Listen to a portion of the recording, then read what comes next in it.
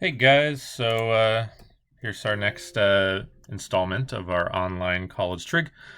And this one's just kind of wrapping up the law of sines, law of cosines we've been doing. So just in general, how to solve a right triangle, how to identify if it is a law of sines versus law of cosines, and then how to solve it. So pretty much pulling it all into one. So let's just do a few, highlighting how to start them. I'm not going to finish solving them. I'll let you figure that out. But I'll highlight how to start it, how to decide law of sines versus law of cosines. So here's our first one, solve the triangle given the information below. So I'm going to remind you that law of sines is done when you have angle, side, angle, angle, angle, side, and side, side, angle. Law of cosines is when you have side, side, side, or side, angle, side. So in this first one, we have a side, we have an angle, we have a side. Side, angle, side. Okay, hopefully that's kind of obvious how to identify. Label my sides A, C, B, and it looks like we're missing this opposite side of the triangle. Okay, so the steps you're going to want to take, since we know it's a law of cosines, is you're going to solve for the side first, then an angle, then an angle. So to solve for A, you're going to use the A equals square root b squared plus c squared minus 2bc cosine A. You should be able to plug that right into the calculator and have an answer. Just plug your numbers in. Once you have that, then we're going to do an angle. And so let's just do B. And like I showed in the last video, you can rearrange the equation. Inverse cosine,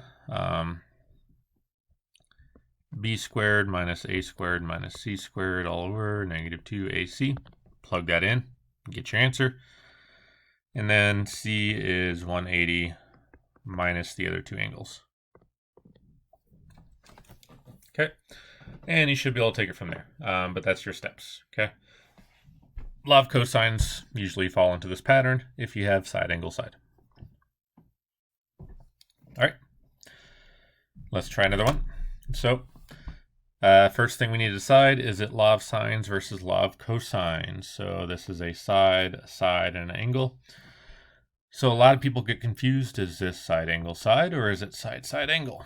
You have to ask yourself, is the angle between the sides or not? It is not. So this is a side, side angle, which makes it a law of sines. Okay. And remember, side, side angle means that you have to go above and beyond and see if there's 0, 1, or 2 solutions. So I'm just going to set up the law of sines real quick for you. Reminder, it is a, oops, meant that to be a lowercase a.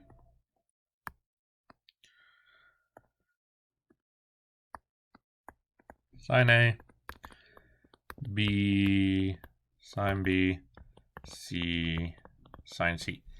Now, you never want to do both law of sines and law of cosines in the same problem. You'll just confuse yourself. So now that we're law of sines, we're going to stick with law of sines. So little a is 9. We don't know big A. Little b is 11. Big B is 52. And where am I at? Little c, we don't know. Big C, we don't know. So the main thing to figure out is which two fractions can you use to start. You want to make sure there's only one variable left, and that's going to be the front two. Okay.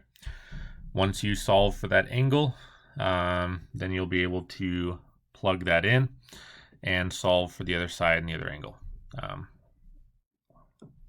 Well, the other angle first and the other side. So in this case, you're going to do A first, then the other angle, then the other side. Okay, it's a side, side angle. This is the law of sines. Solve the triangle given the information below. So I think this is going to be pretty similar to the last one because we have a side, side angle. So law of sines. Okay, some people like to flip their law of sines over. I'll just write it out like that. sine 43 over 21, so A and A. Sine B over B, we have no variable or no numbers there for those variables. And then sine C over 14. So you pick your two fractions that are going to solve for something, and that'll help you solve for C.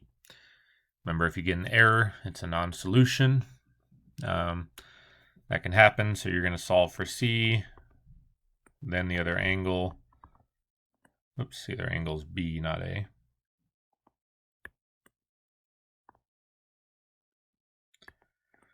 And then the last side. Okay. Give you a little bit extra on this one. So your C is going to be the inverse sine of 14 times sine 43 over 21. So that's just setting these two equal to each other, multiplying by 14, doing the inverse sine. That'll get you your first angle. B is going to be 180 minus your two angles. And then little b, you'll just plug into the law of sines and solve for that. Okay. And one more. Let's see, is this side-side angle? Is it side angle side? Well, we have two sides and an angle. But this time, once again, the angle is between the sides. Okay. So that's side angle side. That is a law of cosines problem.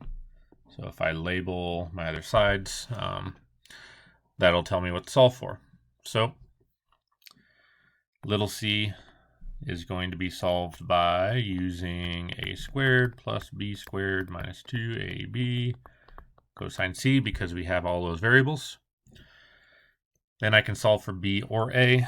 Let me just solve for a. I like going in alphabetical order. So inverse cosine of a squared minus b squared minus c squared all over negative 2bc. And then once you have that, b is just subtracting the other angles from 180. Okay, so make sure you can get through those. Should be relatively straightforward once you have that.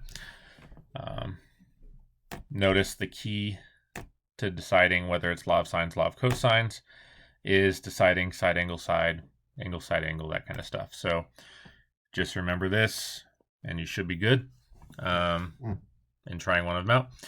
Please make sure you're asking questions. Email me, contact me, come to office hours, check in if you need help, and I'll see you guys in the next one.